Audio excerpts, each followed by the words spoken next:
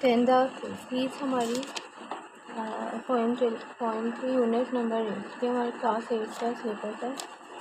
But all of that is not is for its center is truth, internal stillness, bright blue sky, and all you hear are gentle whispers far away and you unimportant.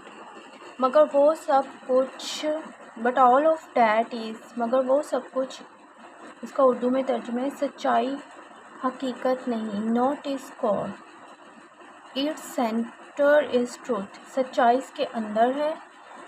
Eternal stillness हमेशा रहने वाली सुकूत खामोशी सुकून. Bright blue sky रोशन नीलगों आसमान. And all you hair और वो सब कुछ जो आप सुनते हैं. एंड जेंटल विस्पर्स महज हल्की सी से सरगोशियाँ हैं. महज हल्की सी सरगोशियाँ हैं. फार अवे हकीकत से बहुत दूर. एंड अनइम्पॉर्टेंट और गैर अहम. Reference these lines have been taken from the poem piece हवाला. रेफरेंस का मीनिंग है हवाला. और these lines have been taken from the poem piece written by doctor Hartmann.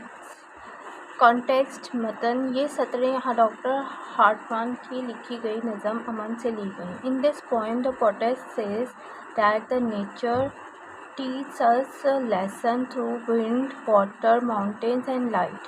Wind is the form of storm, smashes everything in its wake. It destroys trees, fields and buildings. But when the wind is gentle and cool, it gives life to birds and humans. We have to experience storms to enjoy peace. इस नज़म में शायरा कहती है कि फ़ितरत हवा, पानी, पहाड़ों और रोशनी के ज़रिए हमें सबक देती है. हवा तूफ़ानों की शक्ल में हर चीज़ को उठाकर पटकती है. ये गुस्से में दरख्तों, खेतों और इमारतों को तबाह कर देती है. मगर जब हवा पुरसुकून हो तो कलियों, परिंदों और इंसानों को ज़िंदगी देती है. हमें अमन और सलामती हासिल करने के लिए तूफ़ान से लड़ना पड़ता है. पैराफ्रेज आसान लफ्ज़ों में मज़मून. In the first stanza, the poetess has described the destructive aspect of wind. In this stanza, she describes constructive and positive aspect of wind. She continues her statement and says that everything which has already been described about wind is not the ultimate truth. The truth is found in the depth of these things. Whatever you look or hear is just like gentle whispers, which are far away from the truth and have no importance. Appearances are always depictive. The poetess means to say that nature teaches us lessons through wind, water, mountains, and light. Wind in the form of storm smashes everything. Full stop.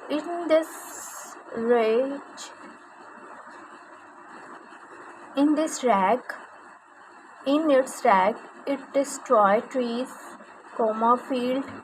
fields and buildings. Full stop. But when the wind is gentle and cool, it gives lives to birds and humans.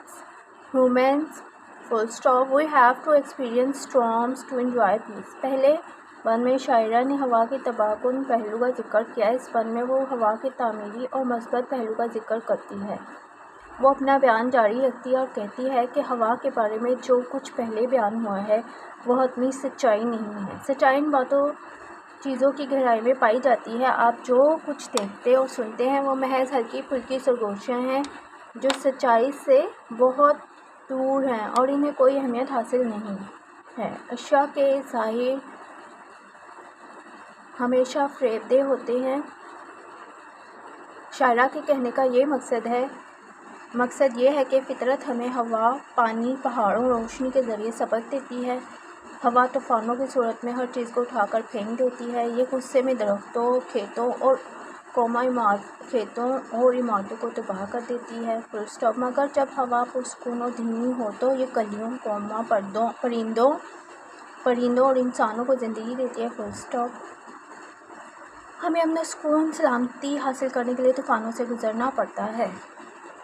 ये हमारे paragraph के note point stanza 2 है।